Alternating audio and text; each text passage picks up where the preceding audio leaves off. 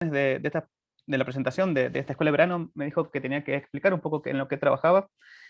Y cuando me puse a pensar en qué estaba trabajando, tuve un problema porque cada vez que quería tratar de decir algo más o menos interesante y accesible acerca de lo cual estaba trabajando, siempre presuponía explicar algo anterior que había aprendido en algún momento, y eso a veces implicaba algo mucho anterior, como una especie de, ¿no?, de mamushkas. Uno trabajaba en la última mamushka, pero para explicar por qué está trabajando en la última mamushka y motivar a la gente por qué es interesante trabajar en la última mamushka, uno tuvo que haber explicado por qué fue interesante trabajar en la primera mamushka grande que uno empezó a ver. Entonces dije, bueno, quizás no es muy interesante explicar acerca de en lo que yo trabajo particularmente, que es quizás un tema muy específico, sino eh, tratar de mostrar cuál es el espíritu general de, y el interés general de la gente que está trabajando en filosofía de la física, en fundamentos de física, o incluso en metafísica de la física o metafísica de la ciencia en general. Y de nuevo, por el recorrido que yo hice en la carrera, me pareció que interesante sería tratar de motivar el por qué uno como filósofo o filósofa debería, no es debería, podría sentirse interesado y tener algo importante para decir acerca de, en física. Bueno, se me ocurrió partir de quizás de una teoría bastante conocida o problemas muy conocidos de una teoría quizás famosa, que es la mecánica cuántica, y tratar de a partir de ahí motivar este espíritu de filósofas y filósofas. Acá hay problemas serios para discutir y en los cuales yo creo que se pueden hacer contribuciones muy importantes que solamente filósofos y filósofas pueden hacer. Por eso es este título que puse, que es Metafísica en la escala de Planck, y obviamente que sí.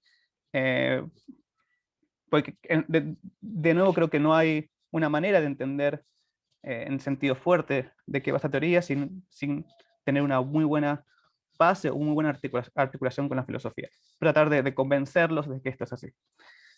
También como digamos, hay muchos estudiantes de grado que quizás no están familiarizados con uno de los temas. Voy a empezar un poco desde atrás, tratar de ir dando un panorama general de la imbricación entre filosofía y física. Así que voy a hacer lo mejor que pueda en esto. Por otro lado, si tienen alguna pregunta, objeción o crítica o lo que sea, siéntanse completamente libres de interrumpir en cualquier momento. Estaría muy contento de responder. Entonces, a ver.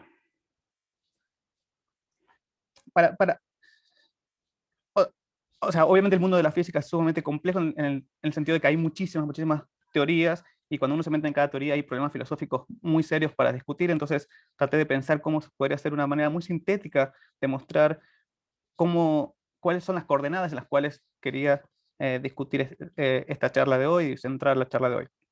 Entonces, simplemente se me ocurrió que es una manera, entre las muchas que puede haber, de tratar de dividir más o menos cuáles son las 4 teorías o áreas teóricas muy grandes que se discuten hoy en física en base a 2 ejes que se toman como parámetros para dividirlas. Obviamente hay otras formas de hacerlo, pero creo que esto más o menos recoge bien el panorama general de lo que es la física hoy en día y dónde se encuentra esta escala de Planck, donde uno necesita un poco de metafísica para poder entender qué está pasando. Entonces, los 2 ejes son básicamente, por un lado, el tamaño de las cosas que estamos estudiando, y por otro lado es eh, el comportamiento que tiene esa cosa que estamos estudiando, en particular su velocidad, ¿no? Entonces, uno podría decir que para estudiar aquellas cosas que son bastante grandes, o sea, macroscópicamente, como sillas, bicicletas, aviones, lo que sea, y que se mueven a velocidades eh, que están dadas por una constante particular, pero que se mueven lento, vamos a decirlo de una manera, bueno, uno recae generalmente en la mecánica clásica. Si uno se sigue manteniendo en la misma escala de tamaño, las cosas grandes, pero uno ahora piensa en velocidades más altas, que son cercanas a la velocidad de la luz, bueno, la mecánica clásica no es una teoría adecuada para describir esos fenómenos, entonces uno ahí va a la relatividad, ¿no? Entonces, ahí eso ya delimita todo lo que se encuentra por arriba de la mecánica cuántica en el eje de la velocidad, pero para hablar de cosas, vamos, vamos a decirlo, más o menos grandes. Ahora bien, uno puede hacer el camino inverso y pensar en qué pasa cuando las cosas se empequeñecen, cuando las cosas son cada vez más pequeñas. Y cuando uno va bajando en la escala, digamos, uno va haciendo una especie de zoom in y viendo las cosas cada vez más pequeñas, uno se topa con estas dos teorías, vamos a decir, bastante fundamentales, que son la mecánica cuántica y la teoría cuántica de campos. En particular, la mecánica cuántica, uno podría decir que se encarga de describir todos aquellos fenómenos de cierto tamaño, muy pequeño, a velocidades o energías bajas, mientras que la teoría cuántica de campos lo hace a la misma escala, pero ya con entidades, sea lo que sean esas entidades, a una cierta velocidad, a la velocidad que comparten con la relatividad. Entonces uno puede ver que esta teoría cuántica de campos sería una versión relativista de la mecánica cuántica, así como la relatividad es una versión relativizada de la mecánica clásica. Ahora bien, solamente para darle un poco de contexto de qué va en cada uno de estos cuadrados y para ver de qué habla cada una de estas cosas. Dentro de la mecánica clásica, más o menos, creo que eso es lo que uno más o menos siempre sabe. Tiene obviamente a Newton y la formulación newtoniana, tiene Hamilton y la versión hamiltoniana, y tiene Lagrange y la versión lagrangiana de la mecánica clásica, y todo esto sirve para explicar las cosas que cotidianamente vemos con las cuales cotidianamente interactuamos, ¿no? Aviones, planetas, todo eso funciona particularmente bien, es una teoría muy exitosa en ese rango de velocidades y en esa escala de tamaño. Relatividad, todo el mundo saben, Einstein es quizás la figura más reconocida, y con esto, bueno, ya uno se mueve a otro nivel en los comportamientos, y bueno, uno obtiene descripción de, no sé, cuál es la estructura del espacio-tiempo, ciertos fenómenos que se producen en el universo, como, no sé, estos lentes gravitacionales, y, por ejemplo, explica cómo es que funciona un GPS, ¿no? Es una teoría que explica ese tipo de cosas. Dejado de lado esas teorías que hablan de cosas muy grandes o cosas suficientemente grandes, uno se encuentra con esto, y esto es lo que me parece interesante, que es eh, cosas que están dentro o cerca, alrededor de la escala de Planck. Planck, no sé si lo saben, pero es una constante de naturaleza que fue introducida por Planck en 1905 particularmente para resolver de una manera muy pragmática un fenómeno que es la radiación del cuerpo negro. Básicamente lo que Planck hizo fue discretizar cómo la energía se transmitía en la radiación del cuerpo negro. Entonces, si bien él lo hizo de una manera muy pragmática para explicar eh, este fenómeno en particular, que no se podía explicar con las teorías clásicas electromagnéticas, las teorías termodinámicas, bueno, eh, esto tuvo una implicancia mucho más grande porque fue una constante a partir de la cual se empezaron a definir cierto ámbito de investigación que dio origen a estas teorías, ¿no? Pero bueno, la escala de Planck define básicamente unidades mínimas de energía, unidades mínimas de distancia, unidades mínimas de tiempo, etcétera, etcétera, etcétera. Pero todo redunda en lo mismo, cuando uno empieza a mirar cada vez las cosas con un lente más pequeño, se llega a un punto en el cual las cosas no pueden empequeñecerse más, pero alrededor de las cuales las cosas adquieren un comportamiento un tanto particular. Y las teorías que describen ese comportamiento, como dije antes, son la mecánica cuántica para velocidades de cierto rango y teoría cuántica de campos para velocidades de un rango mayor. Hay algo particular en la mecánica cuántica, que es que fue un esfuerzo colectivo enorme, en el sentido de no hay un único o un puñado de gente que haya desarrollado esta teoría, sino que fue eh, una cantidad muy grande. Los más reconocidos son quizás Heisenberg y Schrödinger, porque fueron los primeros que formalizaron y dieron una mecánica para estas cosas pequeñas, pero hubo correcciones desde 1925 en adelante, hubo correcciones y complementos que, bueno, derivó en un montón de personajes como Bohr, Born, Einstein mismo, von Neumann, Bohm y John Bell en 1970, ¿no? Pero es como una especie de realmente un esfuerzo colectivo muy grande. De hecho, uno puede decir que la teoría se fue, si bien los primeros trabajos fueron de Schrödinger y Heisenberg en dar un formalismo de la teoría, hubo una serie de, hacia fines de 1920, una serie de conferencias en las cuales toda, digamos, todos los físicos que estaban trabajando en ese momento alrededor de estos problemas confluían y discutían y trataban de, de resolver o de pensar qué era esto de la mecánica cuántica y cómo ir complementando estas cosas. Pero fue realmente un esfuerzo colectivo enorme. Y como fue un esfuerzo colectivo enorme y la gente pensó diferentes cosas acerca de qué era la mecánica cuántica, bueno, ya desde el comienzo mismo de la teoría hubo un montón de divergencias acerca de qué significa la teoría, acerca de qué cosas hablaba, cómo uno debería interpretarla y cómo uno debería eh, interpretar el mundo a la luz de la mecánica cuántica. Eh, bueno, simplemente para dar el complemento tecnológico de antes, eh, cosas como láseres, tomógrafos o procesadores fueron posibles gracias a la mecánica cuántica. Entonces, a ver, uno ya ahora simplemente focalizándonos en la mecánica cuántica y pensando en la versión más simple, que es la versión no relativista, uno tiene ciertos elementos que son seguros. Uno es una teoría muy, muy exitosa, muy precisa a la hora de describir los fenómenos a cierta escala. Eso es, si uno restringe bien el dominio, es una teoría increíblemente precisa, por lo tanto es una teoría altamente, perdón, empíricamente adecuada, muy empíricamente adecuada. Todo el avance tecnológico que promovió la mecánica cuántica y el grado de corroboración empírica que tuvo la mecánica cuántica, bueno, eso está completamente bastante, creo yo, fuera de discusión. Entonces uno podría empezar a pensar esto. Si una es realista en el sentido de creer que nuestras teorías son aproximadamente verdaderas, si uno cree que el éxito empírico es un criterio válido para la verdad y el realismo, va a ser, uno sostiene una especie así de argumento del no milagro de Putnam, entonces uno diría, está casi obligado a ser realista respecto a la mecánica cuántica.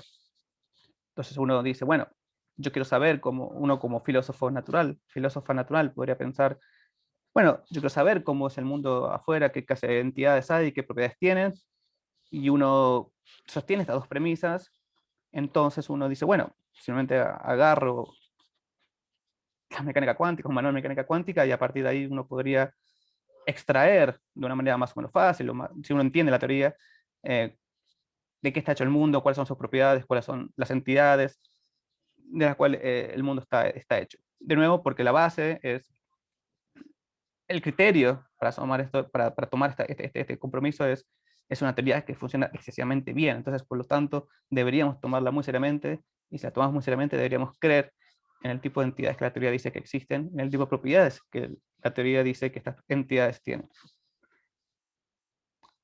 Ahora bien,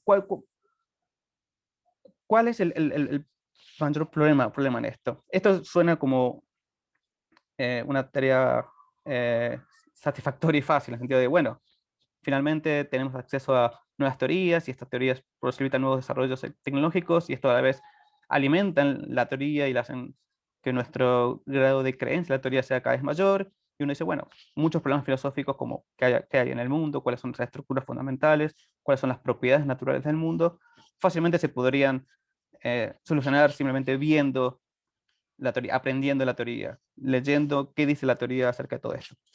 Y el problema que surgió desde la concepción misma de la mecánica cuántica es que no es en absoluto claro qué dice la mecánica cuántica respecto de qué existe y cómo es lo que existe. Y acá uno, si tiene este compromiso realista con respecto a la mecánica cuántica, se ve en una especie de aprieto porque resulta ser no tan claro respecto de con qué entidades debería uno comprometerse o con qué propiedades uno debería comprometerse. Y ahora vamos a ver en qué sentido esto es así. Entonces, uno podría empezar ahora a, a- a indagar más acerca de cómo está compuesta la teoría, qué diferentes partes tiene la teoría.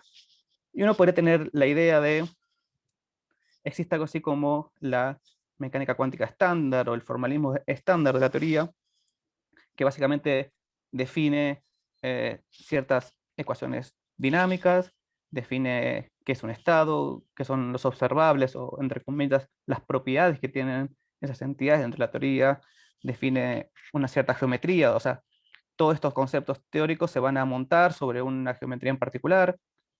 También uno puede, si la teoría tiene algún tipo de rasgo probabilística, puede imponer ciertas reglas para extraer probabilidades de la teoría, ¿no? Esto es lo que hace lo que uno puede llamar el formalismo estándar de la teoría. Y ahí agrego un asterisco porque obviamente, porque si bien no estoy mintiendo, no estoy diciendo toda la verdad. Ya es un problema mismo definir, y acá abro un paréntesis, ya es un problema mismo definir qué es, cuál es la teoría de base de la mecánica cuántica. Muchos dicen, bueno, existe una teoría, este formalismo estándar, y que uno luego va e interpreta. Pero bueno, eso ya es problemático porque el sentido de interpretación es bastante particular y uno podría, si es un poco ambicioso con la definición de teoría científica, decir que cada interpretación constituye una teoría en sí misma. Por lo tanto, no habría una mecánica cuántica que uno interpreta, sino diferentes teorías cuánticas que resultan que son todas empíricamente equivalentes, pero son todas teorías diferentes en sí mismas. Entonces, o sea, uno podría tomar este mensaje de que existe así como un formalismo estándar, creo que para fines de entender qué está pasando es útil, pero tampoco uno tiene que tomarlo muy al pie de la letra, porque podría uno incluso ir más allá y decir que no existe algo así como un formalismo estándar, sino que de por sí ya existe una teoría cuando uno ya va y la interpreta. Pero quedémonos con esta imagen de existen ciertas definiciones formales que hacen un aparato formal que describe cómo ciertos estados eh, y evolucionan en el tiempo, cómo puedo sacar probabilidades de esos estados para ciertos observables o ciertas propiedades, etc. ¿No? Entonces uno podría empezar con eso. Uno lo que quisiera, si uno es realista, como dije antes, es uno aprende esta mecánica cuántica, aprende las reglas de cómo se definen cosas dentro de esta teoría y cómo estas cosas se comportan dentro de esta teoría. Y uno, a partir de ahí uno puede tratar de decir, bueno, ahora tengo que traducir todo este lenguaje formal en cosas físicas en el mundo y uno puede empezar a, entre comillas, interpretar todo este formalismo y extraer de ahí una especie de metafísica única y coherente. Entonces, para todas las ecuaciones dinámicas de la teoría, si sucede que tiene más de una, bueno, uno puede decir, bueno, estas son las leyes naturales, que uno puede decir instancian ciertas modalidades en el mundo, o uno puede decir, bueno, la teoría habla acerca de ciertas entidades que uno debería tomar como primitivas y tales otras entidades como secundarias. También uno puede decir, bueno, todos estos observables o esas propiedades que uno encuentra en la teoría, como tener spin un medio, tener spin entero, tener cierta energía, etcétera. Bueno, son propiedades que pueden conformar clases naturales, que existen de acuerdo a la teoría, etcétera. Uno empieza a robustecer física y filosóficamente todo lo que uno aprendió con el formalismo estándar. Eso creo yo que es lo que uno espera o lo que uno como realista quizás quisiera que pase. Y uno es lo que uno puede pensar que es lo que pasaba con la mecánica newtoniana. Uno tenía lo mismo, una especie de formalismo, bueno, entre comillas, que era distinto, pero una especie de formalismo que, bueno, uno luego decía, bueno, este formalismo habla acerca de partículas, que se comportan según estas leyes, uno podría discutir qué son esas leyes, pero uno más o menos podría decir, bueno, estas leyes están ahí en el mundo, actúan de esta manera, tiene cierta definición de espacio y tiempo, etc. ¿no? Uno quizás ingenuamente podría pensar que eso pasaba con la mecánica clásica y que uno podría pensar que esto podría pasar con la mecánica cuántica en algún sentido. Entonces, estas del lado de las pretensiones. Un segundo.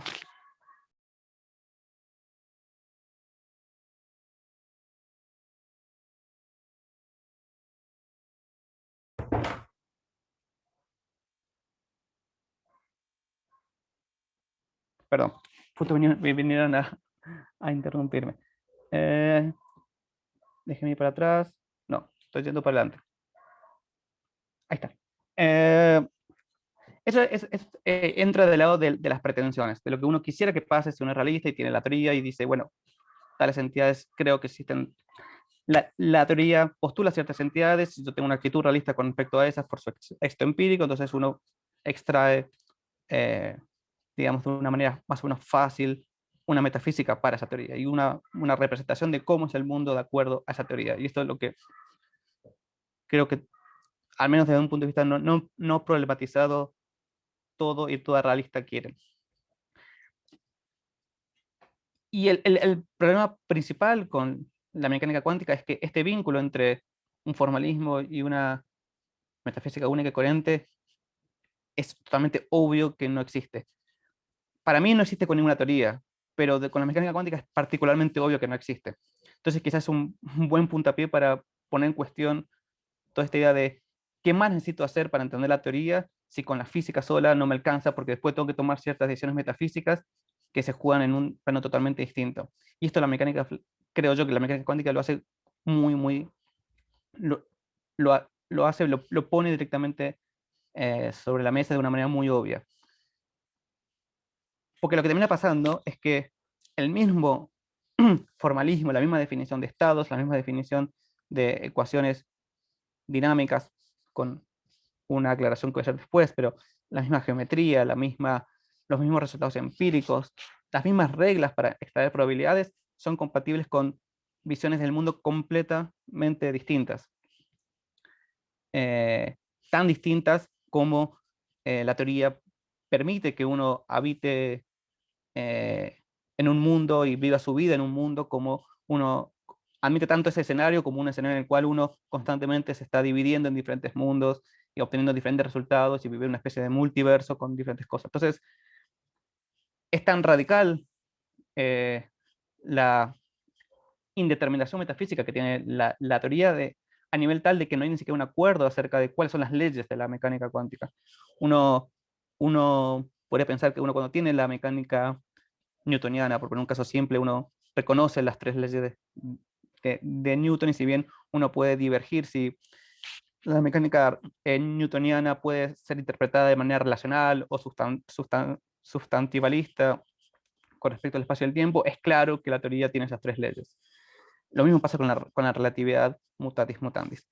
Pero en el caso de la mecánica cuántica, cuando uno, a partir de uno parte del mismo formalismo, los problemas que uno encuentra conceptuales cuando uno quiere decir acerca de qué habla la teoría son de tal magnitud que incluso se puede ver forzado a modificar las leyes de la teoría misma. Entonces, si uno dice que tiene esta teoría empíricamente adecuada, que funciona increíblemente bien, pero ni siquiera puede decir cuáles son las leyes de esa teoría, bueno, ahí quien quiera ser realista con respecto a la mecánica cuántica debería prestar atención porque no es claro acerca de qué teorías, de qué cosas está haciendo, con qué cosas se está comprometiendo, a nivel tal de que ni siquiera es claro cuáles son las leyes.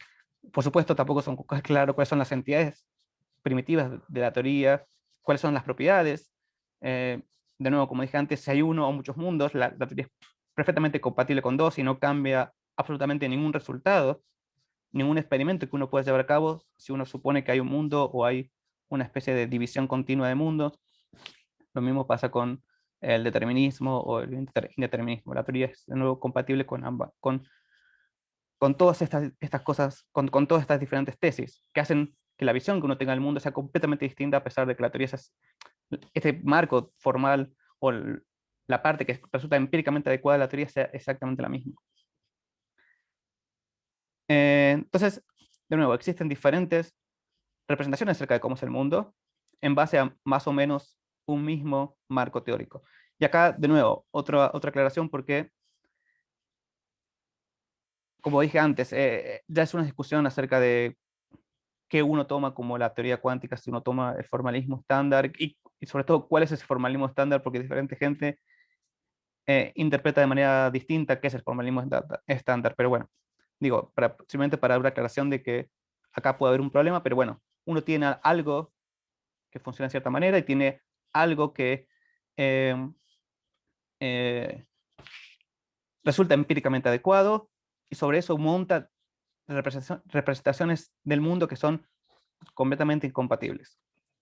Y eso, de nuevo, genera esta situación de indeterminación metafísica que podría eh,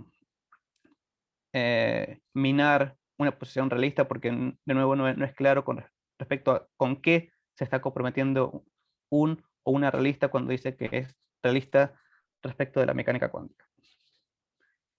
Y, a ver, y lo interesante de todo esto es pensar cuál es la fuente de esta indeterminación metafísica. Eh, Porque de nuevo uno tiene o cómo uno llegó a esta indeterminación metafísica. Alguien postuló esta teoría, alguien postuló este marco formal, alguien dijo, bueno, estas son las ecuaciones, la teoría, se tienen que definir los estados de esta manera. Cuando uno empezó a indagar en esta empresa científico-filosófica de cómo es el mundo de acuerdo a esta teoría, bueno, ahí empezaron a surgir los problemas, estas divergencias, estas diferentes formas de interpretar o de pensar a la teoría, pero creo que hay dos problemas que son el origen de esta indeterminación. Y uno es lo que se llama el problema de la medición y otro es el problema del estado cuántico. Y el mensaje es esto. Estos dos problemas son constitutivos del el formalismo estándar de la mecánica cuántica. Son problemas que surgen de una completa falta de claridad dentro del formalismo estándar acerca de cuáles son los conceptos básicos, cuál es el anclaje con el mundo. Entonces surgen estos problemas y hay formas de solucionar estos problemas y estas diferentes formas llevan a diferentes visiones del mundo.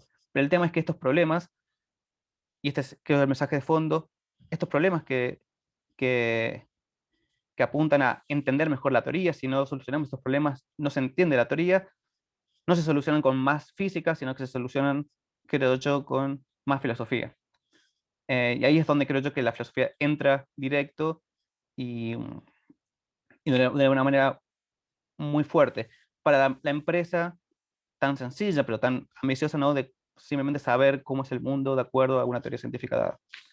Entonces, déjeme pasar brevemente por estos problemas, simplemente para que se entienda cuál es todo el problema que hay con la mecánica cuántica, por qué hay tantas interpretaciones y por qué es necesario que la filosofía intervenga a la hora de pensar y tratar de solucionar estos inconvenientes.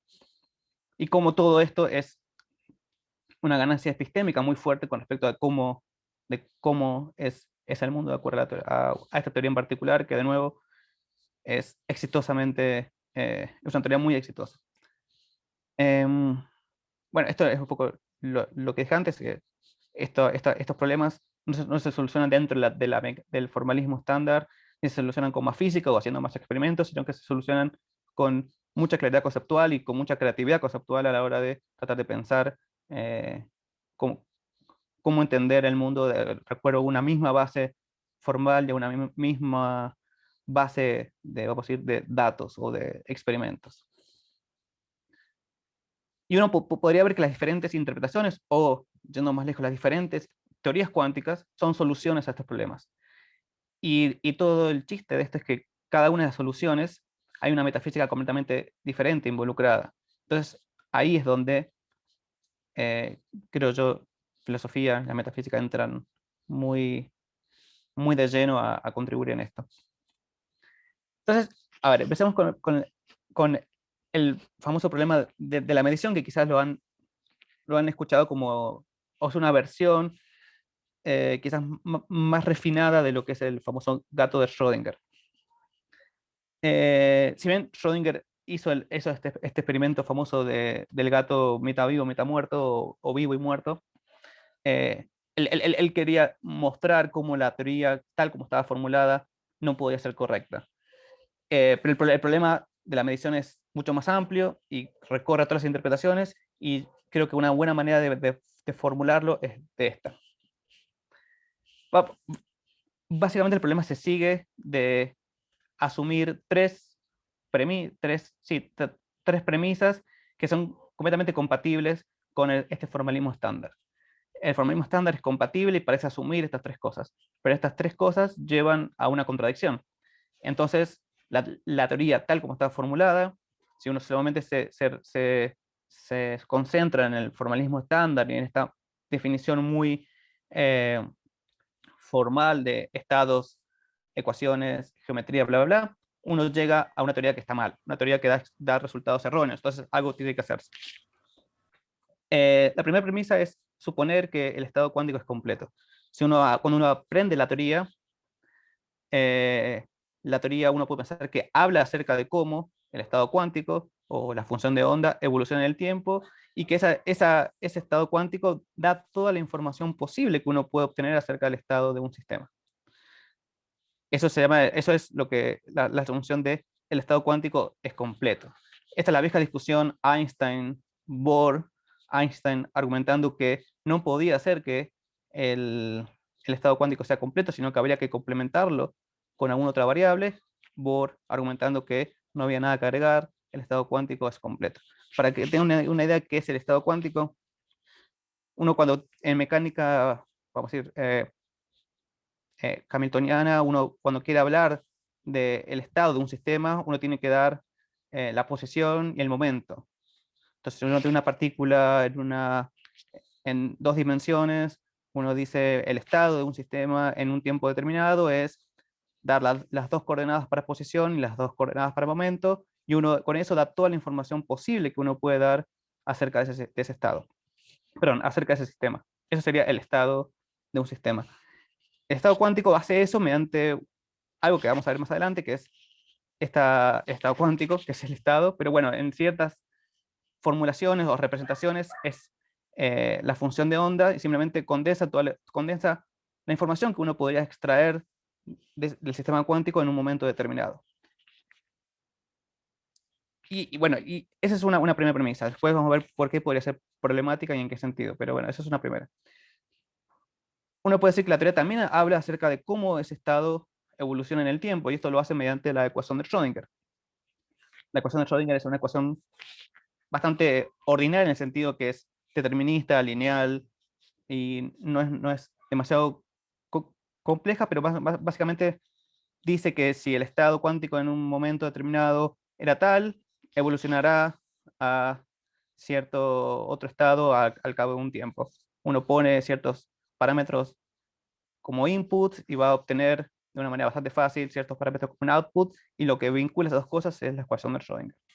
Básicamente, pero esto es la teoría, entonces habla acerca de un estado cuántico que es completo y que evoluciona según la ecuación de Schrödinger, que evoluciona de una manera determinada que es, bueno, se llama lineal, unitaria y determinista.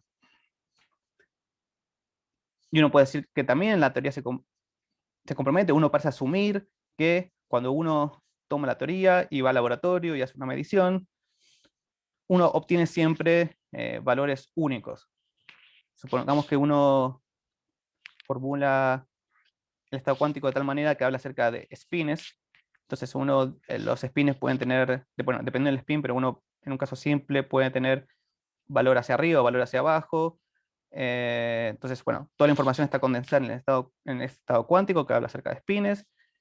Estos estados evolucionan según la ecuación de Schrödinger, pero uno va al laboratorio y dice, bueno, quiero saber cuál era el spin de la partícula que ingresó en este instrumento de medición. Bueno, y uno va a encontrar que estuvo siempre arriba o abajo. ¿Sí? Estos tres presupuestos parecen estar a la base de la teoría, parecen estar más o menos imbrincados en cómo la teoría se formula de una manera estándar. Y como dije antes, desde el inicio de la formación de la teoría, se empezó a ver que no podía ser que estos tres principios sean compatibles entre sí. Y esto se sigue de un resultado, a ver, sí, de una propiedad que tiene los sistemas cuánticos, que se sigue directamente de cómo está formulada formalmente la teoría, que son que esos estados cuánticos podrían representar o podrían estar en lo que se llaman superposiciones. Es un término técnico y de nuevo, diferentes personas piensan, interpretan el término superposición de manera distinta, pero uno puede pensar que cuando uno tiene una moneda cara seca y una moneda cara y otra moneda seca, cuando tiene cara y cuando tiene seca, cada uno es un estado distinto, y uno dentro de mecánica cuántica podría construir un estado que es una combinación en un sentido de ambos, ¿no? Y ese es un estado legítimo de la teoría. De nuevo, la diferente gente interpreta diferentes cosas acerca de qué significa exactamente esto, pero bueno, es un estado totalmente legítimo, no es obviable, tiene consecuencias empíricas importantes, pero sucede que si uno supone que el estado cuántico es completo y el estado cuántico es una superposición, Y si uno supone que la evolución de ese estado es mediante una ecuación dinámica que no hace nada al estado, no lo cambia de una manera sustancial, cuando uno vaya a medir, uno debería encontrar que debería, entre comillas, ver o experimentar algún tipo de superposición. Y eso es lo que no pasa. Uno obtuvo o bien cara o bien seca, pero nunca obtuvo este estado que es una combinación de estos dos. Y el tema es que la existencia de estos estados se sigue directamente de la teoría, lo supone la teoría, pero parecen ser, no parecen ser detectables empíricamente. Entonces uno se pregunta, bueno, si la teoría parecería que en algún sentido está dando una predicción que es equivocada. Postula ciertos estados, postula que esos estados evolucionan de cierta manera que no desaparecen mediante la ecuación de Schrödinger. La ecuación de Schrödinger no hace nada para que esos estados desaparezcan o tengan que desaparecer, pero cuando uno va y mira el instrumento de medición o lo que sea, uno nunca encuentra esos estados. Entonces, hay un problema bastante básico dentro de la teoría porque las predicciones son equivocadas. Dice que hay estados que se obtienen pero nunca se ven. Y eso es un problema bastante grave y que mortifica a mucha gente que está tratando de pensar estas cosas. Entonces, ¿cuál sería la solución a todo esto? Y acá empiezan a entrar en juego estas famosas interpretaciones de la teoría. Entonces, cuando uno aprende la teoría, bueno, o sea, esto no pasa linealmente así, pero en un punto de vista analítico, uno puede pensar que uno aprende la teoría, aprende cómo computar ciertas probabilidades, aprende cómo se comportan estos estados mediante esta ecuación dinámica, que es la ecuación de Schrödinger. Uno aprende las propiedades formales de esta ecuación, que es unitaria, lineal, determinista. Uno aprende todo lo que tenga que aprender para hacer estas cosas, pero uno se encuentra que en algún punto la teoría dice que estos estados deberían existir y nunca se ven. O al menos eso es lo que la mayoría de la gente piensa. Hay gente que piensa que sí se ven de una manera un poco particular, pero bueno, eso lo dejamos al margen. Pero bueno, cuando uno quiere entender la teoría más allá de simplemente computar, uno tiene que decir, bueno, ¿qué está pasando en el mundo? Que parece que hay ciertas cosas, parece que existen ciertos estados que no puedo detectar. Y ahí entran en juego estas interpretaciones. Las interpretaciones uno puede pensar que son diferentes maneras de solucionar em, este problema de la medición. La manera de solucionar este problema de medición es simplemente negar alguna de estas premisas. Al negar alguna de estas premisas, uno obtiene diferentes versiones de mecánicas cuánticas o diferentes interpretaciones, o como uno quiera llamarlo, que implican una metafísica subyacente diferente.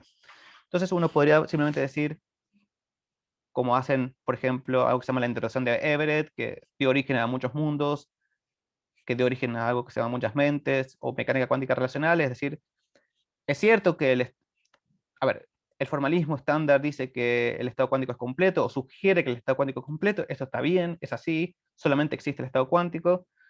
eh, y es cierto que este estado cuántico evoluciona según una única ecuación, que es la ecuación de Schrödinger. No hay necesidad de sumar otra ley o modificar la ecuación de Schrödinger. Lo que está mal es haber pensado que los experimentos dan siempre valores únicos. Entonces, por ejemplo, en el caso de muchos mundos, eh, ellos niegan que cuando uno va al laboratorio y mide, realmente se está obteniendo un valor único, porque uno lo que tiene que ver es que cuando uno obtiene un valor único en su laboratorio, existe en algún sentido otro laboratorio en el cual uno obtuvo el resultado contrario, ¿sí? Si uno en un laboratorio vio cara, y la mecánica cuántica decía que uno debía ver algo como cara y seca al mismo tiempo, o una combinación de cara y seca, lo que realmente pasó es que uno estuvo de un lado en uno de estos mundos, mientras que en otro mundo alguien obtuvo seca, y la mecánica cuántica explica ambas cosas al mismo tiempo. Entonces, de nuevo, montan toda esta estructura de mundos emergentes para rechazar la idea de que existen valores únicos, pero tratando de salvar los otros dos presupuestos de la mecánica cuántica. Y bueno, y desarrollaron todas estas teorías o interpretaciones que de una u otra manera tratan de cuestionar la idea de que cuando uno va y mide, unívocamente mide una única cosa o obtiene un único valor, sino que uno debería mirar las cosas desde afuera y ver que podría ser que uno obtuviese más valores, simplemente que solamente es consciente de uno. Y bueno, hay toda una lógica y un marco teórico que trata de explicar cómo esto es posible. Cómo uno tiene la apariencia de estar obteniendo valores únicos, cuando en realidad uno obtiene valores múltiples en diferentes mundos, o dentro de diferentes mentes, o dentro de diferentes marcos teóricos o perspectivas. Pero digo, esto no es la única solución. Otras interpretaciones, quizás un poco más conocidas, sobre todo por la última, es negar que la dinámica de la teoría esté dada solamente por la ecuación de Schrödinger, o que sea la ecuación de Schrödinger tal como Schrödinger la planteó en su momento. Entonces, de nuevo, reconocen que el estado cuántico es completo, reconocen que no hay nada que agregar al estado cuántico, tal como en mecánica hamiltoniana uno daba la posición en el momento y obtenía toda la información posible acerca de un sistema, en mecánica cuántica, por dar el estado cuántico, uno obtiene toda la información posible que uno puede obtener acerca de ese sistema. También no rechazan la intuición que todo el mundo tiene, que los experimentos dan valores únicos, eso está perfectamente bien. Lo que dicen es que, bueno, la ecuación de Schrödinger o bien no es la única, o bien tiene que ser modificada. Por ejemplo, y esta es la versión quizás más divulgada, porque fue una de las primeras, y la que se ha tomado a veces como la mecánica cuántica estándar. A pesar de lo que dije antes, algunos toman que esta es la mecánica cuántica estándar, porque es la que funciona personalmente, la que la mayoría de los físicas aprenden o suponen. Y es que, si bien los sistemas cuánticos siempre evolucionan, casi siempre evolucionan mediante la ecuación de Schrödinger, cuando uno los mide, de alguna manera se produce una dinámica distinta, que es una dinámica estocástica, no lineal, indeterminista, inducida por el mismo acto de medir. Entonces, es la medición la que modifica la manera en la cual los sistemas cuánticos evolucionan. Y esta quizás la formulación más canónica y conceptualmente más... a ver, la primera elucidación conceptual de qué está pasando cuando uno va a medir, que hizo von Neumann en 1930 y 1932. Es simplemente suponer que ahora la evolución de los sistemas cuánticos podría ser doble, podría ser mediante la ecuación de Schrödinger, cuando alguien simplemente no mide, pero cuando uno va y mide, de alguna manera actúa otro mecanismo de evolución, en este caso es el colapso, y bueno, se eh, produce algo que hace que estos estados en superposición colapsen a un único valor. Si uno tenía una moneda en superposición de cara y seca, lo que hace el colapso es un postulado que dice, bueno, cuando uno va y mide por diferentes motivos, o bien obtiene esa cara o bien obtiene seca. Simplemente la otra información se destruye y uno simplemente colapsó el estado en uno de esos términos. Esto es la explicación clásica, pero otra explicación más moderna es de una teoría también de colapso que se llama GRW por Girardi, Rimini y Weber, que son sus creadores, que tratan de hacer un lado la idea de que la medición juega un papel fundamental en la teoría, porque eso es algo por diferentes motivos difícil de aceptar, pero tratan de modificar la ecuación de Schrödinger de tal manera que eh, produzca cada cierto tiempo y cada cierto número de partículas un colapso espontáneo. Entonces eso es lo de cosas. Así que bueno, estas son las dos explicaciones. Unas dos posibles maneras de solucionar el problema de la medición, que simplemente cambia la manera en la cual los sistemas evolucionan. Pero uno podría hacer algo incluso más allá, y es negar, por ejemplo, que el estado cuántico sea una descripción completa de un sistema físico, negar también que los estados cuánticos solamente evolucionen unitariamente de acuerdo a la ecuación de Schrödinger, pero aceptar que se obtienen siempre valores únicos, o sea, conservar la idea de que uno vive en un mundo, en un único mundo, que no hay esta división de mundos, pero a la vez eh, negar que la dinámica sea la que se dice que es y negar que el estado cuántico sea el que es. Y eso lo que hace una teoría cuántica, que es la mecánica bohmiana, que con respecto a la primera premisa, trata de complementar el estado cuántico dando las posiciones. Entonces, para darles una idea de cuál es la lógica en la que actúa esto, es si uno piensa de nuevo en, en una mecánica clásica como la de Hamilton y dice, bueno, el estado de un sistema está dado por la posición y el momento, alguien puede decir, bueno, pero eso no es suficiente. No, por algún motivo puede decir que eso no es completo y uno quiere agregar algo más. Y uno puede decir, bueno, hay que agregarle la velocidad o hay que agregarle, no sé, la energía, lo que sea, para dar una descripción completa. La mecánica quantiana hace más o menos eso, dice el estado cuántico no es completo, hace falta dar las posiciones de todas las partículas. Entonces, cuando yo quiero describir cómo se comporta el sistema cuántico, no simplemente doy el estado cuántico, sino que además doy el estado cuántico y la posición de las partículas que están ahí. En los otros casos no es necesario. En los otros casos uno no necesita especificar las posiciones ni ninguna otra variable, simplemente el estado cuántico alcanza. Pero a la vez, bueno, por introducir esta nueva variable dentro de la teoría como formando el estado de un sistema, se ven forzados a también modificar la dinámica de la teoría. Entonces, la teoría cuántica ya no es una teoría que incluye como ley la ecuación de Schrödinger, sino que además necesita imponer otra nueva ley que se llama la ecuación guía, que particularmente describe cuál es el cambio, la evolución de las posiciones de estas partículas. Pero más allá de detalles, hay un problema, hay una especie de contradicción dentro de la teoría, una especie de paradoja dentro de la teoría. Si queremos entender cómo es el mundo de acuerdo a esta teoría, necesitamos solucionar esta paradoja, y la manera de solucionarla es revisando estas premisas, y diferentes personas han pensado que había diferentes maneras de solucionarlas, pero al negar una de estas premisas se comprometieron con diferentes marcos metafísicos o tuvieron que imponer una metafísica distinta. Como por ejemplo, para la mecánica bohmiana existe un solo mundo que es determinista, en el cual hay dos leyes, en el cual la posición es una propiedad primitiva que tienen todas las partículas.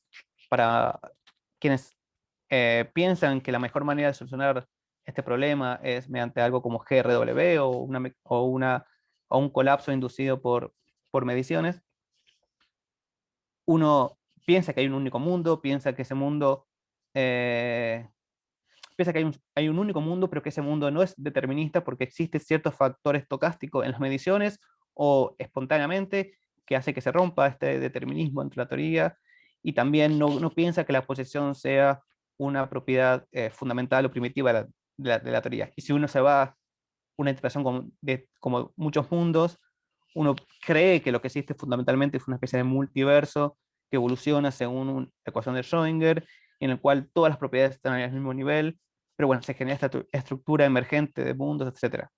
Y de nuevo, cuando uno va al laboratorio, crea en la mecánica bohmiana, crea en muchos mundos o crea en el colapso, uno obtiene los mismos resultados, pero tiene diferentes maneras de explicar cómo es que se obtienen esos resultados.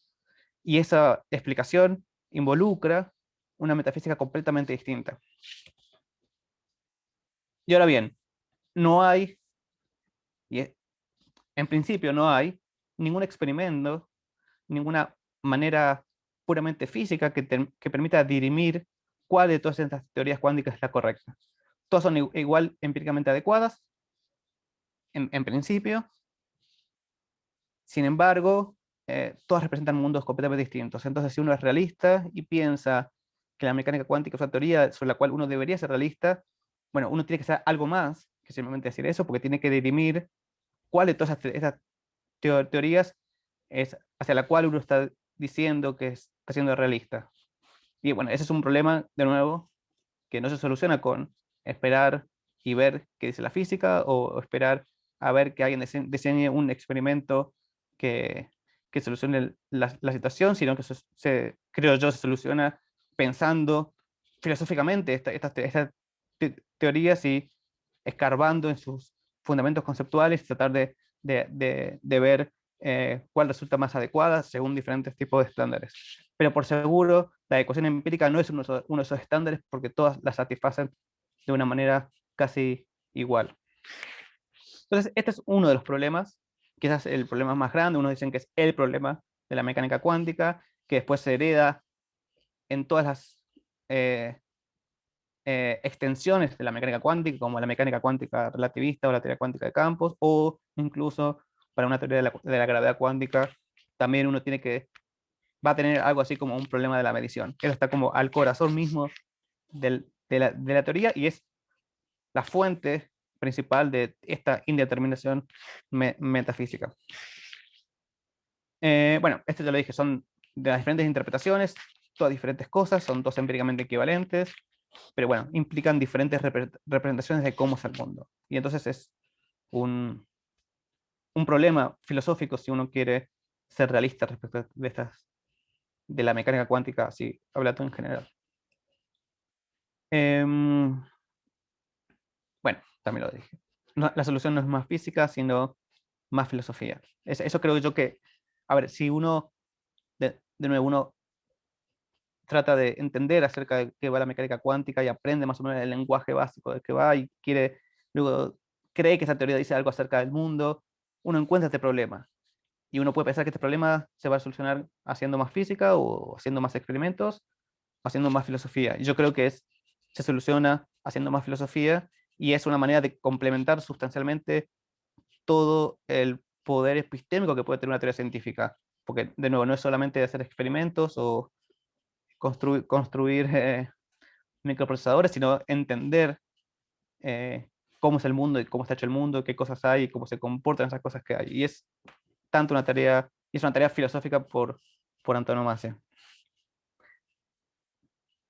Mm, Y bueno, entonces uno puede pensar, bueno, ¿cuáles pueden ser esos otros criterios? Entonces uno tiene esta lista de interpretaciones, todas empíricamente adecuadas, por lo tanto no hay experimento posible que te permita dirimir si uno debería seguir muchos mundos o debería seguir la mecánica gomiana. Y ahí creo que yo entra un poco el trabajo filosófico, porque uno dice, bueno, si esta teoría me sirve o uno debería ser realista respecto a esta teoría por su éxito empírico, y uno quiere construir una metafísica para el mundo natural a partir de esta teoría, pero tengo todas estas divergencias, bueno, uno puede empezar a sopesar diferentes criterios a la hora de escoger una u otra teoría. Por ejemplo, simplicidad puede ser un criterio, coherencia con otras teorías o filosofías. Por ejemplo, quienes soportan la mecánica gaussiana dicen que mantiene cierta coherencia y unicidad con la tradición atomista, y entonces por eso muchos argumentan a favor de esa teoría. Otros, por ejemplo, muchos mundos también se escudan en la idea de simplicidad, es la interpretación que menos modifica la teoría tal como fue formulada, entonces es la más simple. Otros acunan a mayor poder explicativo, en el sentido que pueden ser, por ejemplo, fácilmente aplicables o pueden ser, sí, generalizados a ámbitos donde intervienen otras teorías científicas como la relatividad, entonces tendrían una capacidad de explicar fenómenos mucho mayor que otras, etcétera. Pero de nuevo, todos estos criterios son profundamente filosóficos y son profundamente conceptuales. En el sentido de, el trabajo que hay que hacer acá es, bueno, sopesar simplicidad con coherencia, unicidad por explicativo, etcétera, y tratar de, cuando uno quiere ser realista y quiere construir una metafísica del mundo natural en base a la mecánica cuántica, está bien, uno toma la adecuación empírica como criterio, pero eso da una serie de teorías tan diversas que no puede simplemente elegir arbitrariamente. Entonces, bueno, uno tiene que hacer más trabajo. Y este trabajo es imponer otros criterios para elegir una teoría científica. Acá mencioné unos, pero puede haber tantos otros. Pero el trabajo filosófico es bastante fundamental para escoger esto y para poder decir, bueno, creo que la mejor metafísica para el mundo natural en base a la mecánica cuántica es esta, muchos mundos, y no es esta por este y este motivo. Y ese y este otro motivo son motivos profundamente conceptuales y filosóficos. Ese es un problema, yo creo que es el problema más grave o más acuciante de la mecánica cuántica, el que origina toda la discusión filosófica y el que abre las puertas a pensar filosóficamente con seriedad estas cosas, pero existe otro problema que quizás es subsidiario o quizás está más o menos ahí, que es el problema del estado cuántico. Eh, entonces uno puede poner el problema de esta manera. Uno puede pensar que la física, desde Galileo hasta antes de la mecánica cuántica fue una física acerca de cómo se comporta la materia en el espacio-tiempo. Entonces uno daba las ecuaciones para que en cierto dominio o cierto rango describir cómo esas cosas se comportaban en el espacio-tiempo. Luego, si el espacio-tiempo eran distintas entidades o una, eso es un detalle porque todas están montadas sobre la misma estructura espacio-temporal. Uno puede decir que una mecánica básicamente da la evolución del estado de la materia en un tiempo y espacio dados. De nuevo, de Galileo a Einstein, uno más o menos podría decir, la física fue acerca de esto. Si uno hay que decir cuál es la especificidad de la física, es hablar acerca de cómo evoluciona la materia, cómo se comporta la materia en el espacio-tiempo. Cuando uno pasa a la mecánica cuántica, uno se encuentra con que el estado cuántico tiene ciertas particularidades, pero uno también evoluciona, es algo que evoluciona a lo largo del tiempo. Luego esta información que uno obtiene acerca del sistema, toda esta acerca de las propiedades que tiene el sistema, evolucionan en un tiempo, pero no es en absoluto claro qué es exactamente este estado cuántico, porque tiene ciertas propiedades formales que hacen que sea un poco disruptivo con toda la historia que tuvo la, la física hasta ese momento. Si bien en otras formulaciones de las teorías había ciertas desviaciones acerca de cómo representar el estado, últimamente todas eran fácilmente reconducibles a materia evolucionando en el espacio-tiempo, o en el espacio y en el tiempo. Pero ahora tenemos esta teoría que parece ser acerca de la evolución del estado cuántico, pero no es claro ni siquiera en qué espacio vive ese estado cuántico. Entonces ahí es la única ecuación que puse, que esta es la ecuación de Schrödinger, básicamente dice cómo es que se comporta este estado cuántico, cómo evoluciona este estado cuántico. El estado cuántico es esa psi roja, pero entonces si uno toma como precepto que la mecánica cuántica da la evolución de este estado cuántico, sugiere que toda la mecánica cuántica gira en torno al comportamiento de este psi, que es el estado cuántico. En este caso particular es la función de onda, pero es una forma de representar el estado cuántico. Y el problema es, bueno, a ver, sabemos que es representar un estado en términos de posición y momento. Es un poco más complicado pensarlo en términos de acción, pero sabemos qué es la velocidad, más o menos qué es la posición, y sabemos cómo darle estado, pero en este caso particular no es en absolutamente claro qué es este psi, qué representa este psi. Puede representar cosas muy distintas, pero entonces uno puede pensar que, bueno, ¿qué representa? ¿Representa el estado de una onda que se va expandiendo, por ejemplo? ¿O es el estado de una partícula o muchas? Bueno, parece ser ambas cosas. Parece ser que compatible con dar el estado de ambos tipos de entidades. Entonces, algunos dicen que, bueno, posiblemente representa una especie de campo en el cual su evolución se puede interpretar en términos de una onda.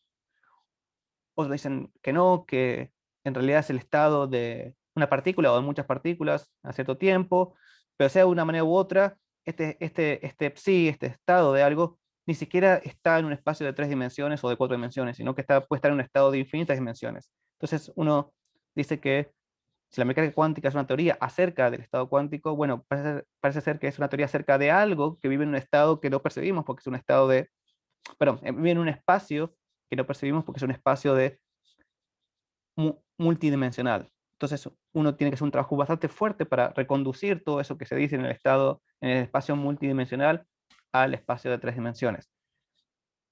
De nuevo, para recuperar esta imagen de la física es acerca de cosas que viven en el espacio de 3 dimensiones. Bueno, en ese sentido, si uno toma el estado cuántico muy en serio, uno es disruptivo con respecto a toda esa tradición. A algunos les parece bien, a otros les parece mal, pero bueno, la discusión está. Y de nuevo, también es algo que parece codificar en un sentido ciertas probabilidades, pero de nuevo, no es claro si esas probabilidades son objetivas o son subjetivas. Entonces, el problema principal es que la teoría parece ser acerca de algo que tiene ciertas propiedades formales que se entienden bastante bien, que se comporta de una manera bastante precisa de acuerdo a ciertas ecuaciones, pero que cuando uno quiere decir, bueno, cuando uno pasa eso al mundo físico y al mundo de las sillas, las mesas, o incluso las partículas, uno pierde por completo las coordenadas acerca de qué está uno hablando, de manera tal que ni siquiera es claro de cómo se conecta esa entidad que vive en el espacio de muchas dimensiones con las cosas que viven en un espacio de 3 dimensiones, como las sillas, las mesas, etc. Si la teoría cuántica es una teoría que habla acerca de, una teoría fundamental que habla acerca de cosas en 3 dimensiones, no es claro en absoluto cómo ese estado cuántico habla acerca de esas cosas. Entonces uno tiene que hacer mucho trabajo, de nuevo, filosófico para poder dilucidar este problema que parece ser bastante básico. Y de nuevo, como había antes muchas interpretaciones respecto de cómo solucionar el problema de la medición, ahora también hay muchas interpretaciones acerca de qué es este estado cuántico. Hay unos que dicen que son realistas respecto de la función de onda. Uno dice, bueno, la teoría cuántica postula esta entidad inobservable, que es la función de onda o el estado cuántico, y uno debe ser realista respecto a esta función de onda o estado cuántico y sacar todas las conclusiones que se siguen de eso.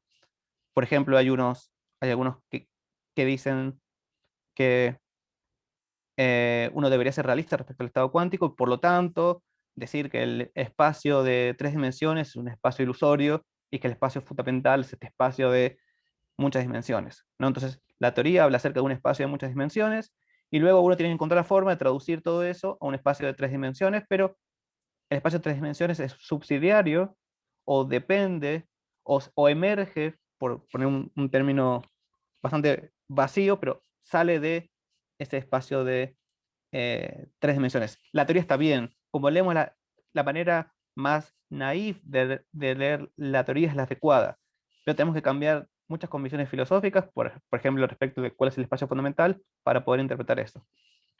Lo mismo pasa con muchos mundos. Ahora este espacio de esta función de onda o este estado cuántico no es el estado cuántico de una partícula o de un campo, sino que es el estado cuántico de un multiverso que evoluciona en una estructura de mundos emergentes y es que se van dividiendo. Quizás de una forma más terrestre, los bohmianos o la mecánica bohmiana piensa que este estado cuántico es un campo, tal como es el campo electromagnético. Es un campo que está ahí, que tiene ciertas propiedades raras, pero vive en el espacio de 3 dimensiones. Otros bohmianos piensan que es una ley, no es un campo, sino que es algo más, está más del lado de cómo formulamos la teoría, cómo formulamos la dinámica de la teoría. Y otros simplemente dicen que es un artefacto, matemático que uno no debería ser realista respecto de la función de onda, lo cual no implica que uno no debería ser realista respecto de la mecánica cuántica. Uno podría decir, la mecánica cuántica es una teoría que está muy bien, describe el mundo de una manera aproximadamente verdadera, pero este artefacto matemático que la teoría postula no merece ser tomado seriamente, simplemente no merece ser tomado ontológicamente en serio, sino que bueno, lo relega a cumplir un rol representacional dentro de la teoría.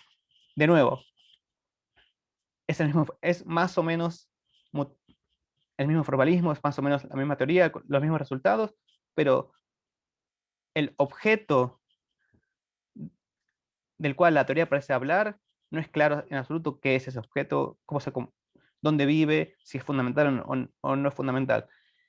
Y la solución, para repetir un poco lo antes, no es física, sino que es filosófica. Tenemos que hacer un trabajo de pensar, bueno, ¿cuáles son las consecuencias de pensar que el estado cuántico es una entidad fundamental que vive en un espacio de, muchas dimensiones? Bueno, estoy filosóficamente, a ver, tiene sentido filosófico o puedo argumentar filosóficamente que el estado de 3 dimensiones es simplemente una apariencia o una ilusión que se sigue de esto. Bueno, todas esas discusiones caen dentro de esto y se solucionan de nuevo pensando con seriedad filosófica todas estas problemáticas. Porque de nuevo la teoría física, en tanto adecuación empírica y en tanto formalismo, es completamente eh, muda respecto de estos problemas. Entonces no hay manera de saldar esta disputa dentro de la teoría, sino que lo tiene que salir, o al menos extender la teoría a proveyendo un marco filosófico más robusto y más trabajado para poder decir que la teoría representa de esta manera y no de tal otra cómo es el mundo. Entonces, para recapitular un poco todo lo que dije y la motivación de todo lo que dije. Si uno piensa que una parte esencial de la filosofía, tal como se entendió casi siempre, pero uno puede simplemente mirar la modernidad en adelante, es saber qué hay en el mundo y cómo es eso que hay en el mundo natural, y uno cree que esto juega un rol, un rol importante en el conocimiento, y uno puede pensar que esto es una especie de filosofía natural, tal como la planteó Newton, Leibniz o Kant, incluso muchos físicos, físicas, filósofos y filósofas del siglo XX, del siglo XIX y principios del siglo XX. Si uno cree eso, a la vez uno cree que la física es una empresa cognitivamente interesante, que no es simplemente hacer cálculos y construir tomógrafos, sino que contribuye de una manera a dilucidar el problema de la filosofía natural, que es cómo es el mundo, qué hay en el mundo y cómo se comportan las cosas que hay en el mundo. Entonces uno, bueno, debería prestar al menos atención acerca de qué dicen las teorías científicas. La mecánica cuántica parece ser una teoría que uno debería tomar seriamente porque ha sido empíricamente muy exitosa, entonces podría cumplir un rol importante en la tarea filosófica, en la tarea de la filosofía natural, es decir, cómo es el mundo que está allá afuera y qué propiedades tiene, y eso lo transforma en una especie de metafísica naturalista o científicamente informada. Significan diferentes cosas, pero si uno tiene esta actitud de mirar qué dice la ciencia o mirar, al menos tomar en serio estas teorías para construir una filosofía natural. Si uno supone esas dos cosas, si uno además asume, como dije, este compromiso realista respecto al éxito empírico y cree que la mecánica cuántica es una de esas teorías que cumple un rol fundamental, uno se va a encontrar en un momento con este problema de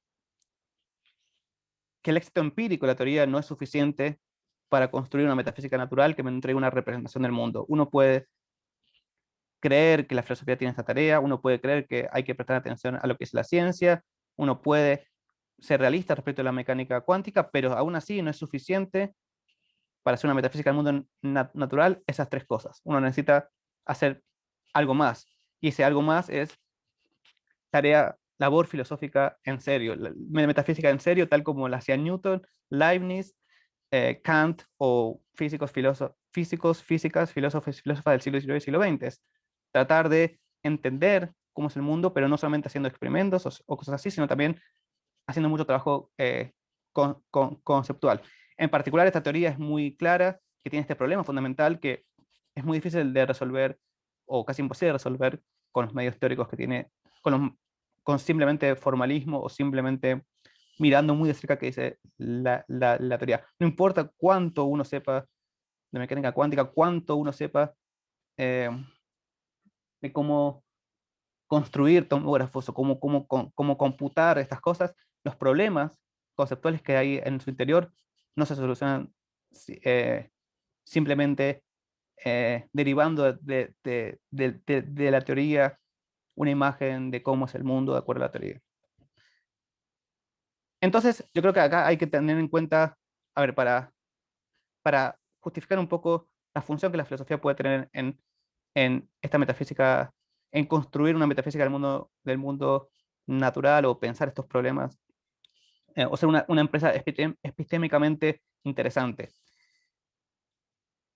Si bien la división física y filosofía hasta fines del siglo XIX, principios del siglo XX, fue, a ver, la distancia era bastante corta, luego se extendió bastante más y uno puede pensar hoy que la física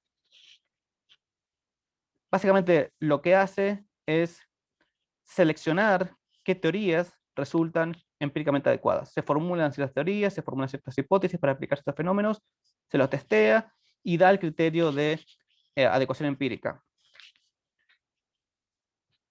Pero, como traté de mostrar antes, si uno quiere retomar la idea de una metafísica del mundo natural, una idea de filosofía natural, quiere tomar la mecánica cuántica en serio, quiere ser realista respecto a la mecánica cuántica, bueno, eso no es suficiente. Entonces la física no es suficiente en el sentido que lo que es empíricamente adecuado no es suficiente. Lo que uno tiene que hacer para responder a interrogantes metafísicos es eh, acudir a criterios que no dependan simplemente del éxito empírico. Y todos esos criterios no vienen, de nuevo, para repetir, no vienen de la física, sino que vienen de otro lado. Y acá uno podría dividir las aguas, porque a veces en algunas partes yo dije que esta indeterminación metafísica de la teoría, uno quería ser realista respecto a una teoría empíricamente exitosa, y uno podría pensar, bueno, en realidad todo esto es un argumento muy fuerte para ser antirrealista respecto a la mecánica cuántica o respecto a cualquier teoría científica que suponga algún grado de indeterminación metafísica. Yo tengo una teoría que funciona muy bien, sin embargo es compatible con diferentes eh, interpretaciones, diferentes metafísicas, entonces uno puede decir, bueno, la metafísica realmente no importa a la hora de hacer, a la hora de tomar en serio esta teoría, simplemente uno no podría comprometerse ni con muchos mundos ni con un mundo porque la teoría es ciega respecto a eso y si uno simplemente se restringe a eso, todo podría leerse como un argumento antirrealista. Y en el fondo las teorías serían estos instrumentos de cálculo y predicción y simplemente todo se solucionaría con cálculo. O sea, creo que muchas cosas las que dije podrían leerse en esa línea, pero yo creo que esa crítica está un poco mal enfocada, en el sentido de quizás presupone que en algún grado las teorías tienen que entregar por sí mismas una única metafísica y que si uno es realista respecto a una teoría científica, uno simplemente tiene que ir y leer la teoría y anotar cuáles son con qué se compromete esa teoría y decir, bueno, esta es la metafísica de esta teoría. Pero yo creo que nunca las cosas funcionan exactamente así. Simplemente la indeterminación metafísica es ubicua a un montón de teorías científicas y uno no debería tomarse el realismo como simplemente leer la teoría y ver con qué se compromete esa teoría.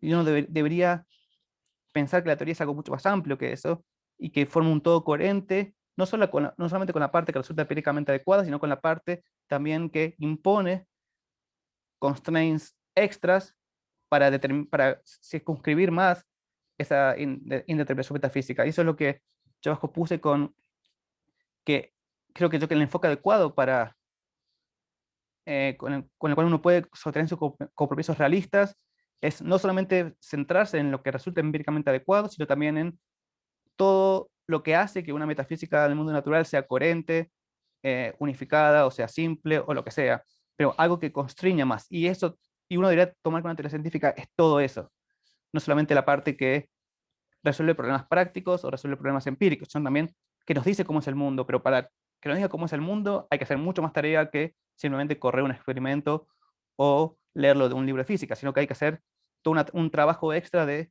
pensar cómo una metafísica del mundo natural puede ser construida en base a otros criterios además de la ecuación empírica.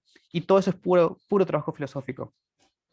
Entonces, si bien la indeterminación metafísica puede ser un problema para los realistas, porque parece ser invariante respecto a que uno elija, creo que es una visión un poco corta de qué es la teoría científica en un sentido robusto y que uno debería ir más allá que la mera ecuación empírica y este más allá es filosofía en sentido cuasi tradicional, en sentido de Leibniz, Newton, Einstein también y otros tantos. Y, y el último punto que quiero decir es, si bien esto es muy claro en la mecánica cuántica porque es muy evidente que hay estos problemas conceptuales, incluso no hay una tradición, no hay una historia que haya fijado una interpretación estándar o una interpretación eh, eh, recibida, por decirlo de alguna manera. Creo yo que estos problemas similares, quizás no tan al corazón de la teoría, pero sí al corazón de entender cómo es la teoría, entender obtener a partir de una teoría científica una visión más o menos unificada de cómo es el mundo natural, se encuentra en todo el resto de las teorías científicas. Si uno va a la mecánica clásica, por más que uno parta del mismo formalismo e incluso de la misma ontología de Newton o lo que sea de Hamilton o Lagrange, incluso ahí hay discusiones acerca de cuál es la naturaleza modal del cambio dentro de la teoría, acerca de si la teoría resulta determinista o indeterminista, problemas acerca de cómo es la naturaleza del movimiento y el cambio, diferentes formulaciones de la misma mecánica implican diferentes cosas respecto de, por ejemplo, cuál es la naturaleza del cambio, cuál es la naturaleza del tiempo, etcétera. Lo mismo pasa en la relatividad. Si bien uno tiene la relatividad especial y la relatividad general, eh, la teoría por sí misma no entrega una visión acerca de cuál es la naturaleza del espacio y el tiempo. Sí, dice ciertas cosas o impone cierto constraint, pero, por ejemplo, los mismos problemas filosóficos que hicieron en el debate Leibniz, Clarke, Newton, pueden montarse de nuevo sobre la misma teoría y tenemos los mismos problemas acerca de si el espacio-tiempo es relacional o es sustancial, etcétera. Y bueno, hace una diferencia muy grande pensar si el espacio-tiempo es sustancial o es relacional, y la teoría por sí misma no dice mucho acerca de cuál es la mejor opción. Lo que dice cuál es la mejor opción es el trabajo filosófico que uno hace sobre esa teoría y que finalmente unifica en una especie de metafísica natural que uno fácilmente podría colapsar con tener una teoría que explique cómo es el mundo en un sentido importante, en un sentido que no simplemente explique cómo se hacen ciertos cálculos y se hacen y se llevan a cabo ciertos experimentos y dan ciertos resultados, sino que explique qué cosas hay, qué propiedades existen, cuáles son sus relaciones, cuál es la naturaleza modal de sus relaciones, etcétera. Y ahí creo que el, ni siquiera diría que es un complemento de la filosofía, sino que es la tarea fundamental a la hora de construir una visión eh, científicamente informada, pero a la vez metafísicamente coherente acerca de cómo es el mundo. Y ahí creo yo que la filosofía y la metafísica, prestando atención a lo que dice la ciencia, por supuesto, pero también con sus herramientas clásicas, tiene muchísimo, muchísimo trabajo que hacer. Y resulta fundamental simplemente para la tarea tan básica de entender cómo es el mundo y qué hay allá afuera y cómo se comporta y cuáles son las entidades básicas, primitivas y todas esas cosas. Así que, bueno, eso es lo que quería decir más o menos. Gracias.